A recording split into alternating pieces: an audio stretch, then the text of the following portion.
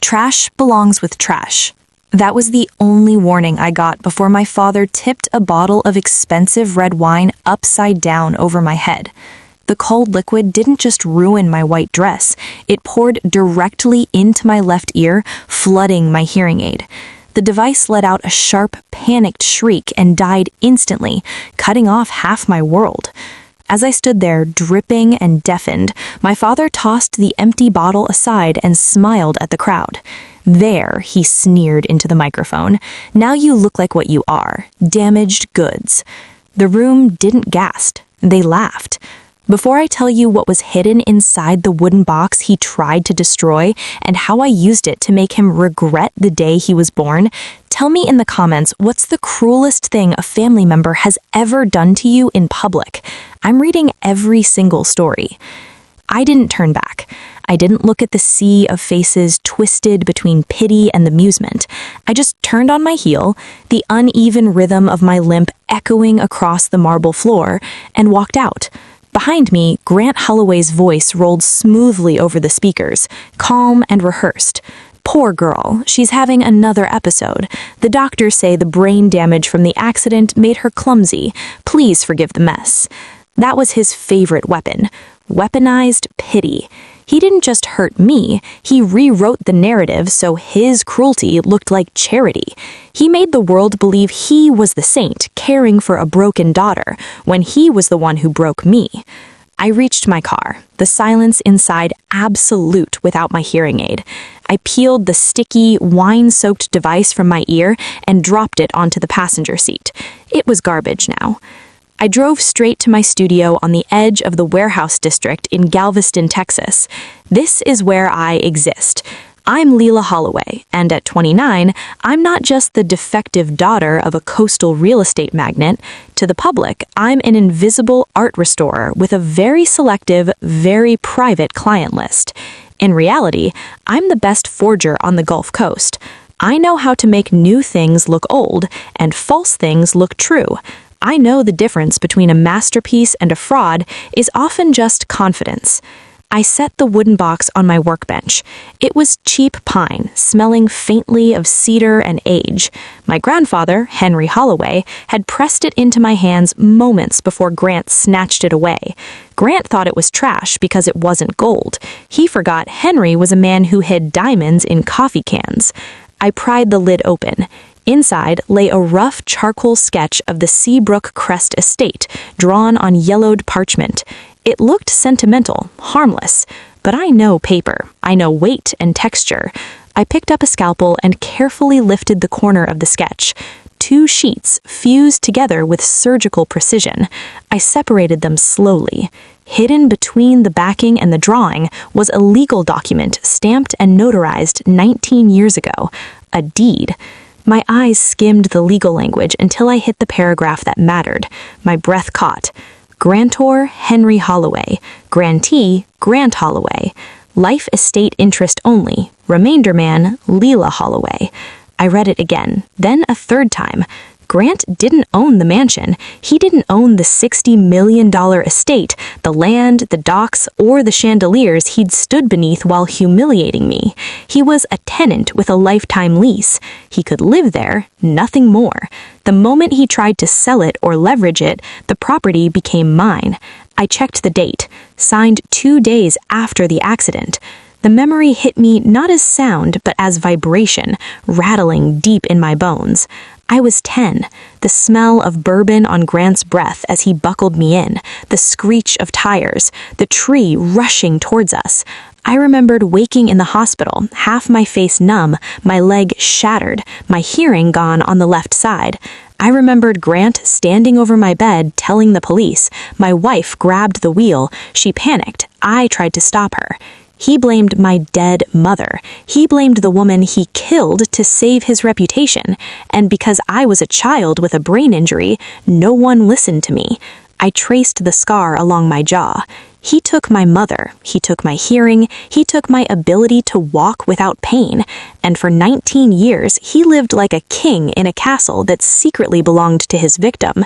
He thought I was a shadow allowed to exist because he permitted it. I looked down at the deed.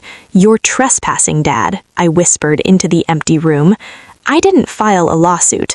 Lawsuits are slow, expensive, and rely on systems men like Grant buy their way out of. I didn't want a settlement. I wanted an execution. I turned to my computer. I didn't need to hack anything. I just needed to look where no one else bothered. The truth was buried in footnotes and shell companies. Grant wasn't wealthy. He was hollow, leveraged, bleeding, desperate.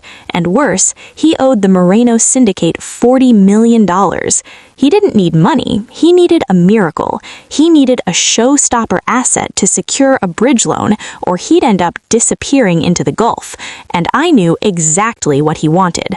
For months, he'd been obsessed with a rumor whispered through private circles, a legendary unmounted diamond known as the Azure Star, said to be resurfacing quietly. He talked about it in interviews. He bragged about it to women who weren't my mother. He needed it to prove he was still a king. I stood and crossed the studio to the heavy steel safe bolted into the concrete. I spun the dial. Inside wasn't cash. It was my inventory. I pulled out a velvet pouch and poured its contents onto the workbench. A dull, heavy stone rolled to a stop. It wasn't a diamond. It was high-grade cubic zirconia, lab-synthesized to mimic the exact refractive index of a rare Type 2B diamond.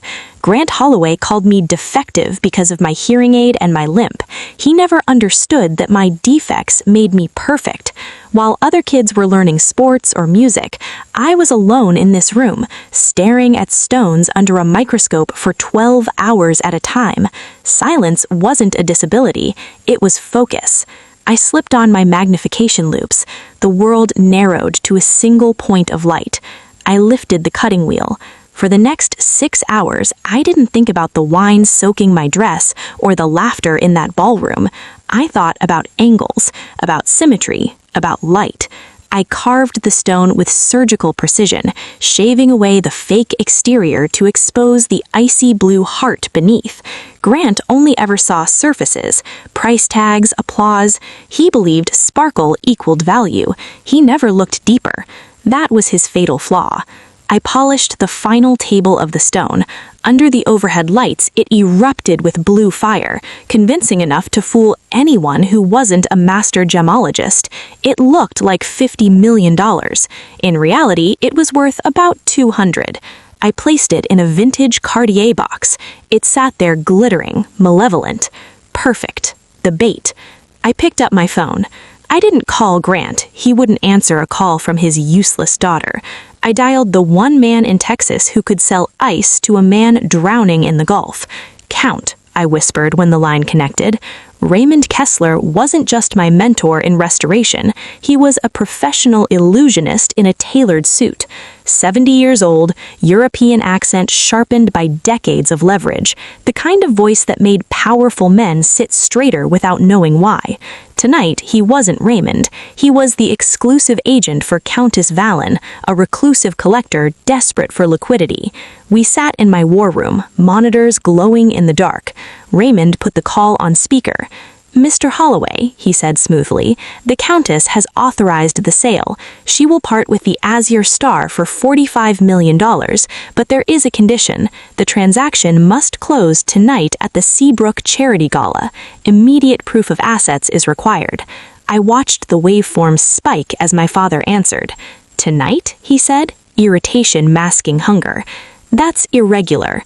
But the hunger was louder. "The Countess is eccentric," Raymond replied calmly. "If the timeline is inconvenient, a buyer in Singapore will wire funds by morning." "No," Grant snapped. "I'll do it. I'll secure it." "With cash?" Raymond asked without hesitation. "Assets," Grant replied without hesitation. "I'll collateralize Seabrook Crest, unencumbered, worth $60 million. I exhaled slowly. He took the bait. "Very well," Raymond said. "Bring the deed and paperwork." "We'll sign publicly. A show of faith." Done. The call ended. Raymond looked at me. He's walking into a bear trap, he said quietly. Are you certain? My phone buzzed. A text from Grant. Don't show your face tonight. You embarrass me. Stay in your hole. Even while arranging his own destruction, he couldn't stop twisting the knife. He thought he was putting me in my place. He didn't know I was building the stage he'd die on. I'm sure, I said. Raymond hesitated. He's lived in that house for 2 decades, paid the taxes, hosted the world. Does he truly not know? He knows what he wants to know, I said, lifting the deed. My grandfather knew him better than anyone. He knew if Grant held real ownership, he'd sell it within a year to cover his gambling debts. So Henry gave him the illusion, a life estate. I tapped the paper. A legal ghost. It lets him live there, shine under chandeliers, pretend he's a lord. But he doesn't own the land. He doesn't own the bricks. The moment he mortgages it, he commits federal mortgage fraud, pledging an asset he did not own to back a $45 million transaction. Not an error, a felony, captured on live stream for everyone in that room and everyone watching online. He straightened, smiling broadly. Done. Raymond nodded and handed him the box. Grant cradled it like a holy relic, then snapped it open. The stone caught the stage lights and exploded in blue fire. 6 hours of cutting and polishing made it look flawless, priceless. Ladies and gentlemen, Grant shouted, lifting it high, the Holloway legacy is secure. The ballroom erupted. Applause, cameras, worship. Grant drank it in, convinced he was holding salvation. He didn't realize he was holding a $200 paperweight, and he'd just traded his freedom for it. I stepped out of the shadows and onto the stage. The lights burned, but I didn't flinch. I can verify that, I said, overriding the audio feed. My voice rolled through the room. Grant froze. Who is this? Security. I'm the independent appraiser, I said calmly, taking the box from his hands before he could stop me. He didn't resist. Maybe he recognized me. Maybe he already knew. I pulled a jeweler's UV light from my pocket. Mr. Holloway has just mortgaged his entire estate for this stone, I said, slow and clear. A stone he believes is the Azure Star. I clicked the light on. A real Type 2B diamond would glow red under shortwave UV. This one flashed neon green. Synthetic cubic zirconia, I said, worth about $200. The crowd gasped. Grant snatched the box back, face flushing. You're lying. Then he looked at me, the scar, the limp. Lila, you did this. I didn't switch anything, I replied. I made it, just like I made the Countess, just like I made the trap. He spun toward the crowd, desperate. She's unstable. This deal is void.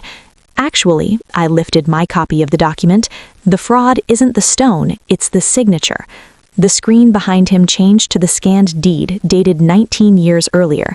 You pledged Seabrook Crest as collateral, I explained, slow enough for every billionaire to follow. But you don't own it. You have a life estate. You're a tenant. I stepped closer. You just mortgaged an asset you don't own to secure $45 million. That's federal mortgage fraud and wire fraud, and because it was used to cover syndicate debt, welcome to RICO. For the first time in my life, Grant looked at me with fear. You can't do this, he hissed. I'm your father. You were never a father, I said. You were a landlord. I paused, and your lease is up. The ballroom doors slammed open. FBI, nobody move. Agents flooded the room. They weren't there for the gala. I'd sent Raymond's recording to the DOJ 3 hours earlier. Grant lunged at me, rage spilling out. I gave you life. 2 men in tuxes hit him before he reached me. He went down hard. The cuffs clicked shut. Grant Holloway, you are under arrest for fraud, embezzlement, and racketeering. I knelt beside him, ignoring the ache in my leg. He spat. You're nothing. You limp. I leaned close. I may limp, but I never stumble. I walked off the stage as the crowd parted in stunned silence. 3 weeks later, Grant was denied bail. His assets were frozen and carved apart. Seabrook Crest was sold to a data firm for a server campus. It was never a home. It was a stage.